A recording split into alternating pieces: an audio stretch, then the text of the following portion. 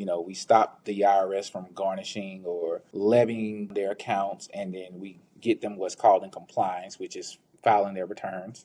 And then, we kind of negotiate with either the IRS or revenue officer or RO if they have one. Welcome to the You Are a Lawyer podcast. Alex Mitchell, how are you today? I'm doing all right. How are you? I'm very well, and I'm so excited because we went to law school together. Yeah, old Section 2 blues. I know. I feel like that was like 2 years ago and 20 years ago at the same time. Like, it feels like it was a really long time ago. Yeah, coming up on 10 years. I know. It's crazy. It's crazy. So, thank you for joining me. And would you share a little bit about yourself with the audience? Where are you located? What kind of law do you practice? My name is Alex Mitchell. I'm the owner of Cumberland Law Group. Our main office is in Atlanta, but we have other offices in North Carolina, mainly Charlotte and Raleigh-Durham. We do tax defense, both civil and criminal. We do criminal defense, and we do personal injury. I am originally from Birmingham, Alabama. I went to undergrad at Jacksonville State University. It's not in Florida. It's in Alabama. It's about an hour from Atlanta in Alabama. And then I went to law school with Kyla at Southern. Hey. And I moved to Atlanta after graduating. Okay. How are you liking Atlanta? It's give and take. So I technically don't live in the city, which is pretty good. I live close enough to where if I need to go into the city, it's right there. But I actually stayed near the new ballpark, which is technically the city, but it's not really the city. Yeah. Okay. I'm looking at your questionnaire. Would you attend law school again if you had the chance? Actually, I think law school was one of the best 3 years of my life. I'll be quite frank with you. Like, I never saw going to law school putting me in the spaces that I'm in or putting me in the places that I've been. So 100% yes. And I was hesitant on going to Southern. They offered me money. So, and it was the most economical decision at that time, but I don't regret it. Yeah. Okay. I really enjoyed law school too. And that's pretty controversial on this show because a lot of people either hate it, even if they love being a lawyer now, they hated being in law school, or they just didn't like, how theoretical it was. They were ready to get out and start practicing. Do you feel like you were trained for the type of law that you're practicing? I mean, you focus on federal tax law, and is that what you were planning to do when you were in law school? No. So actually, I am son of a cop. My dream was to never be a cop, even though he wanted me to be. My dad wanted me to be. And so I always wanted to either be a prosecutor, is where I went when I first started at law at Southern. And then by the end of it, I wanted to be a defense attorney. So I've always kind of figured that I would just do criminal work. But after graduating and then starting my own firm from scratch and then just going out, I kind of fell into tax. I never did an LLM. I didn't do any clinics or anything. One of my law partners actually does tax, and he taught me. He was like, this is a great way to make money, and it's a missing niche out here in Atlanta because we are in a city full of Black people, but there's very few Black tax attorneys. And every time I go around and I tell people that I do tax, I'm like, well, can you name another Black tax attorney? Usually I get one and that's it. If I get one. So I need more detail. How do you fall into tax law? Did you meet your partner and then he convinced you, or how? So it was just, one random night out in Atlanta. We had mutual friends and I met him, and he had just passed the bar, and I had already had my practice open for a year under my name. And so we just always kept in touch, and that was like 2016. And in 2018, we decided to venture out on our own, change the name. And he was just like, man, I work at this firm. I know I can make more money on my own, and I know I can do this. And he was like, I'll teach you, and then we can kind of team up on it as we go. And since 2018, we've kind of been rocking and rolling on it. Yeah. I love that. This whole podcast is about taking risks. So I'm 100% for it. 100% for it. So what's it like as a law firm owner? Do you find yourself still being able to do a lot of the casework and going to court if you guys get to do that? Or are you mostly in the management side? So I'm the only attorney that really litigates. So Okay. so I'm in court. Okay. So when I first moved to Atlanta, I actually met another Southern grad. His name was Nubian Mzekwe. And he kind of took me under his wing, and he told me this quote that always stuck with me: the practice of law is completely different than running a law firm. And running a law firm, there's a lot of moving parts. And so that goes into managing, doing that. So I kind of pretty much do it all with the help of my partner who runs pretty much the tax side. And I will, do the other two sides, but I'm pretty much involved in everything. I'm in court a lot now. Yeah. So you're in court, you're dealing with any kind of payroll stuff, you're dealing with paying experts and all of it. And okay. All right. Yep, everything comes directly through me as far as practice management and payroll, but we're steadily growing. We have two attorneys and we have about three paralegals, so we're getting there. Yeah, I got a big smile on my face because it's not easy to run a business, and so you're going on 7 years now. You said since 2018, so that is a huge deal. Congratulations! I hope you celebrate sometimes. You're like, yo, this is a big deal. Yeah, actually, we're probably planning on celebrating this weekend because I mean we actually opened it up at the start of 2018, so January 1 is our anniversary. But with my partner expecting his first child, and so we're kind of excited for that. So we'll probably celebrate a little bit of that this weekend and the progress we have made from 2018 to now. Yeah. So I gotta ask this question just because I know you. Is tax law fun? No. Tax law, all I can think about is bankruptcies or you didn't pay your taxes. What else are you doing? So there are two sides to tax law. So you have your big national firms or tax relief companies. Most of those don't usually have tax attorneys on staff. So that's one of the biggest advantages that we have, is that we have attorneys on staff who are willing to file petitions and go into the tax court. And so you have a civil tax side, which is usually you owe a balance and you may either be disputing the balance or you may be, admitting that you owe the balance, but you need some type of relief from the government. So just depending on that, sometimes we're able to get, penalties off, which saves the clients thousands of dollars, anywhere from, $5,000 to $10,000, depends on the case. Just doing that. And then if we are disputing audits and things of that nature, we go through that process, and then, we show the proof, show the codes or show the deductions. And then usually we come to some form of agreement, whether it's through tax court or just before we get to tax court. Okay. But it's not fun, but it's profitable. Yeah. And you get to litigate, which is what you wanted anyway. Well, there's not really much tax litigation. The worst part about tax is that calling the IRS. That is the longest part of our job, because it can go from, depending on the time of day, depending on what's going on, how many calls they're getting. It could be a 30-minute call. It can be a 3-hour call. And so that is the primary issue I have with it, especially with our government and the funding they're supposed to be getting, but we don't know if they're getting that now.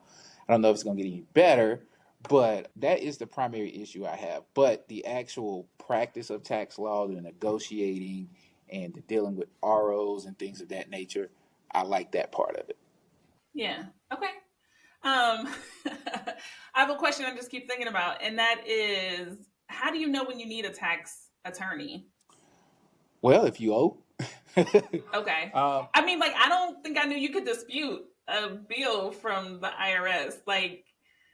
Is it business owners? Is it regular people? What? About 70% of our clientele are just regular people who may have either owed balances or may have not filed a return, and then the IRS files what's called a substituted return, and that means they file a return on your behalf and then they tax it at the highest rate.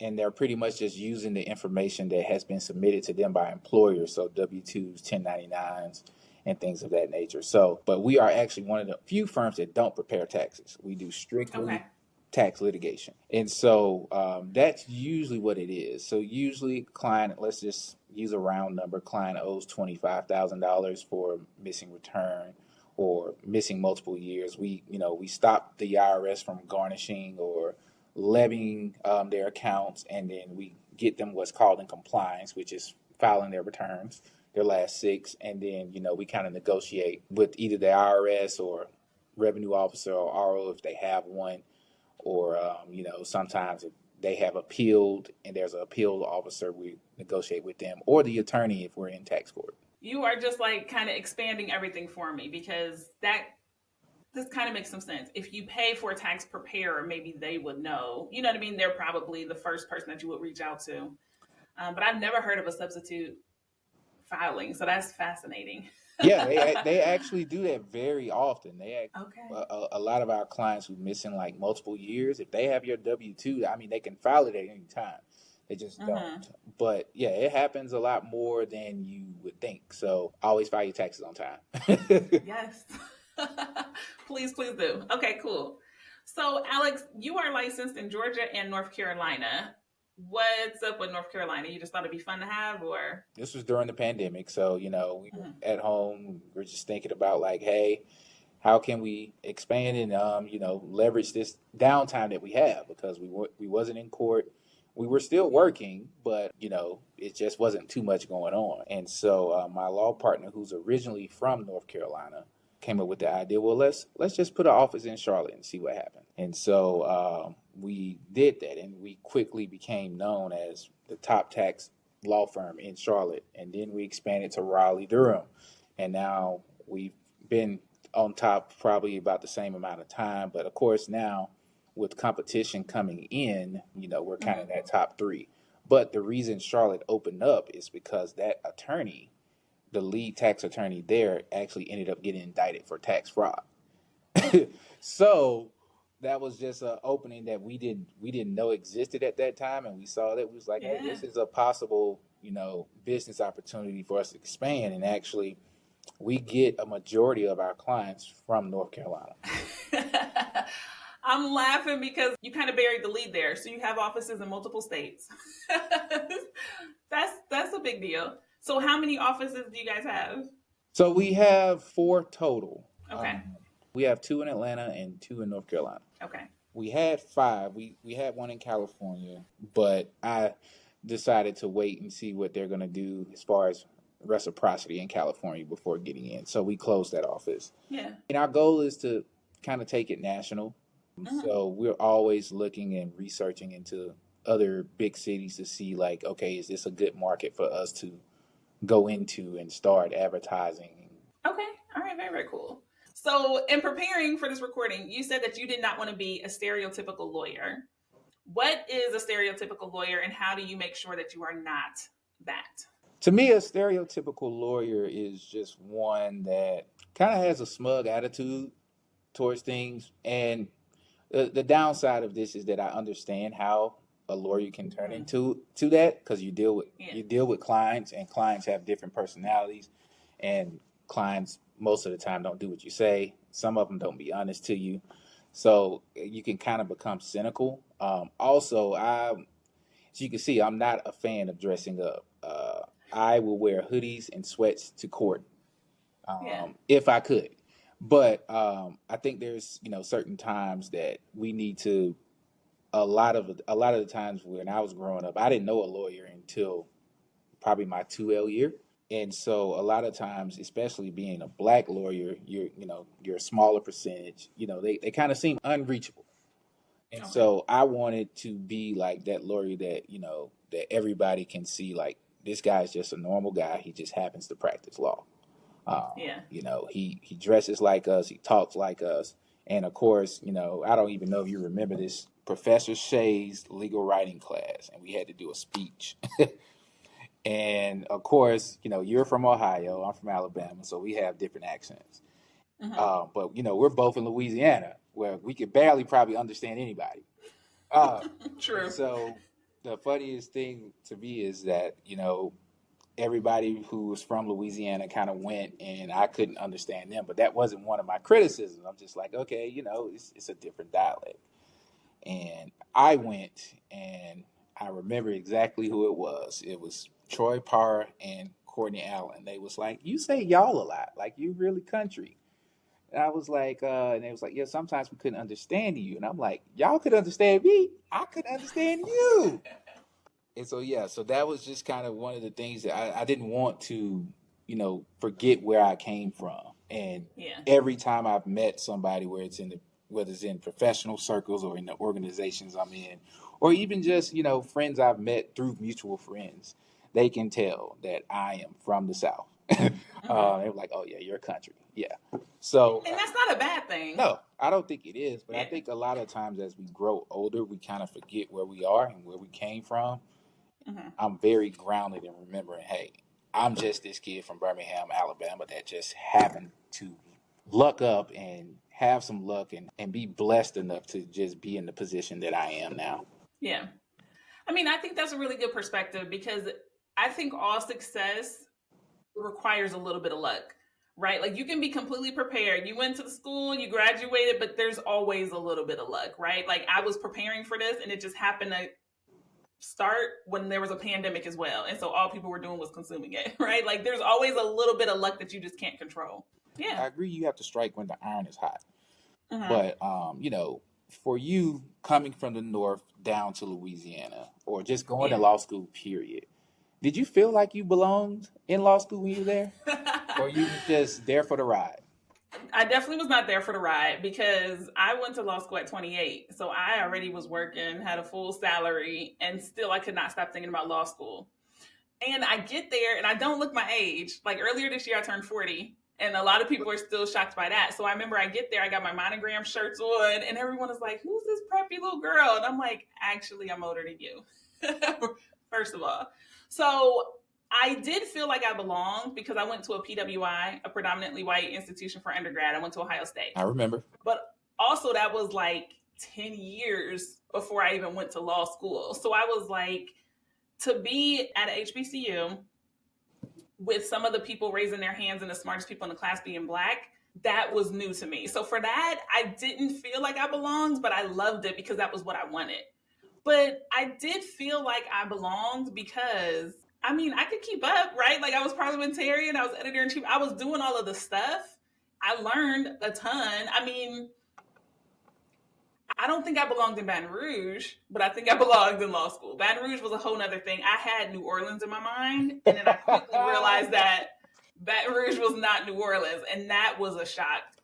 Yeah, I can see that. Actually, I felt Baton Rouge was kind of closer to Birmingham to me, and that's why I think I kind of made the transition easily. It wasn't much of a culture shock. I guess the only difference would be casinos. Yes. But definitely. Yeah, but honestly, I'm not gonna say I didn't feel like I belonged, but I didn't think I would make it out. Okay. So, and because of that, after I survived not only the first semester, the second year, I was like, okay, now I think I can do this. That first year as a whole, and that first semester, it was a humbling experience, and I was like, I don't know, not if it's the right decision, because I was confident in the decision that I made. I just didn't know that if I would make it to graduation.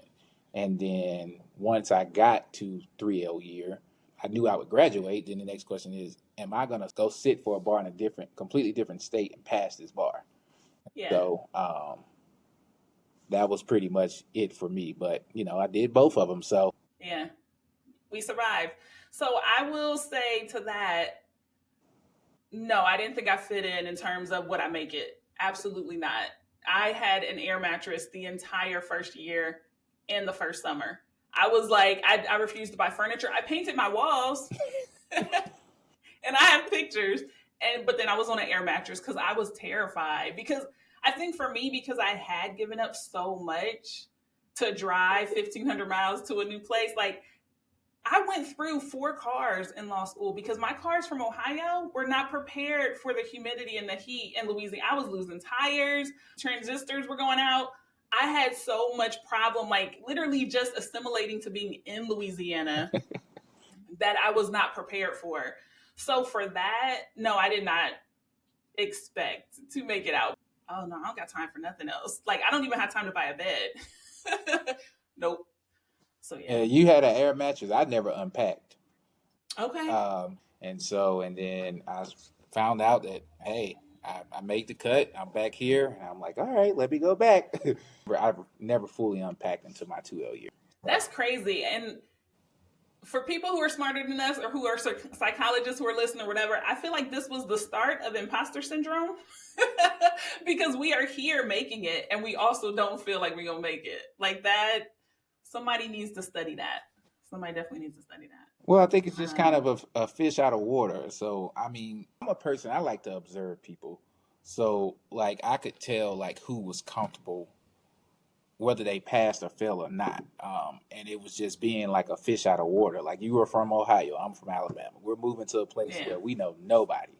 Yeah, I think that was the biggest thing. But once I figured out that I can stay, it made school a lot easier. And then, I was actually working a full-time job while being a full-time student. So really, I don't think I knew that. yes, I worked 2 part-time jobs, which equaled up to a full-time job. While in law school, as a 2L? No, I started working my spring semester of the 1L year. And then after that, I worked the entire 2L year, both jobs. Okay. So I would go to work Monday, Wednesday, Sunday, and then I would also do work study at the school. So I worked 40 hours a week. Okay. Was that part of your scholarship, like some of the requirements and stuff? Oh, no, I just need the money. Oh, okay. I need to survive. So, no. I should have did that because those loans were nasty. Yeah. Alex, I want to talk about some of your professional achievements, right? So I'm talking you are is it the president of the National Bar Association Young Lawyers Division, or you're a chair? Yeah, it's the chair. Okay. Yeah, I'm the current serving chair of the National Bar Association's Young Lawyer Division. I got about 6 more months. I'm counting down the days. But yeah, so we have done a lot of things, and we do an international conference every year. And this year we have selected Curacao. So, like most of my life, I just fall into things. I fell into the National Bar Association, never heard of it while I was in law school, did hear of the ABA, but just a friend I met just through a random lawyer chat. His name is Nicholas Austin. He's actually a VP at Microsoft. So he just hit me up one random day in 2018. He was like, "Hey, like the National Bar Association conference is in New Orleans. Can you come?" It's like, "Yeah, I'll come." So I came, and then I see professors that went to law school with us, and I see like all these black attorneys that are gathering, and either they know each other for so long, it's kind of like a family reunion, or you're meeting new people and you see young attorneys. So again, I was a fish out of water. And so just since then, I started working with his board when he was a chair, and then the following chair's board. And then, just kind of like most things, they was like, "Hey, like you should be the chair this year." And I was like, "Okay, I'll do it." What does it tell? And then, it makes it even more validating when you are voted in versus, just kind of like, "Hey, I'm going to volunteer you for this position." But I've always took, my work seriously as far as helping to advance, because I think it's more important for us to get, black lawyers because we're such a small secular. And I also think that, a lot of the times that a lot of people don't know a lawyer, or a lot of first generation law students, don't know a lawyer, and it's just a natural effect to feel like, hey, this person is a lawyer, I can't talk to him. And I actually spoke to some law students, and I'm like, "Hey, like, look, I'm one of the most open persons you can ask. Like, don't be afraid to email me. Don't be afraid to reach out to me. Like, I'm willing to connect you and put you in those spaces, because at the end of the day, you belong in those spaces. You have worked hard enough to get there. And so there's no need to be shy or not use your networking resources, because that's the most powerful thing that you have as a lawyer. I mean, they told us when we was in law school till we were blue in the face, like, you need to get to know your classmates for that reason. And so my goal was to be friends with everybody, if friends, but at least be, cordial. Like, so just say, something happens, the first thing they come to mind in Atlanta, "Oh, let me call Alex." So, and you get business that way, especially when you're a solo. If somebody was the gunner in the class, and I may not have liked him in the classroom, but I'm just like, hey, I'm Alex, nice to meet you. And, I think you just leave that impression on people that, you just never know who will call you. I've gotten so many calls from people that I went to school with, and I'm like, dang, I didn't even know you were still around. Like, I try to keep up with like everybody on social media, but some of our classmates don't have social media, and we had classmates that were not from the U.S. either. So, um, so I definitely tried to talk to everybody. Even if it was a group project, I'm like, hey, like everybody. If somebody didn't like this guy, I'm like, hey, I'm gonna go over there and talk to him. You just never know. No, true. Absolutely. So the National Bar Association, that is the oldest association that's for Black attorneys.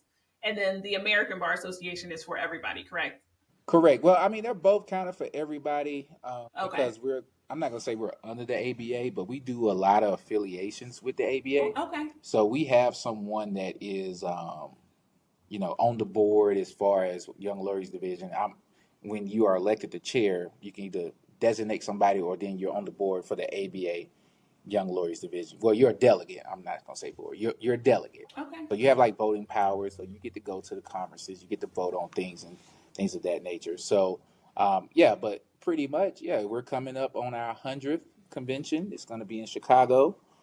And it's always a good time to network and connect with people, and we have a lot of sponsors. I mean, there's a lot of big corporations that are looking for attorneys and Black attorneys. Even in this political climate, they're still looking for them. Well, send me some information. I'd love to have a booth and hand out business cards, maybe get some guests signed up or whatever. So definitely send me a little vendor packet. Once I get those details, I will shoot them to you. So I'd love that. I have two different arms of the business. So I launch podcasts for people too. So I've been doing a lot of business conferences where I do that part. But I think this lawyer part would be good because it'll be at a lawyer conference and it's not too far. Chicago is like 4 hours. So yeah. All right, cool. So Alex, my absolute last question for you is, what would you say to a young lawyer or law student about what they can do with their law degree? One, you're a walking business. At worst, you can start your own firm.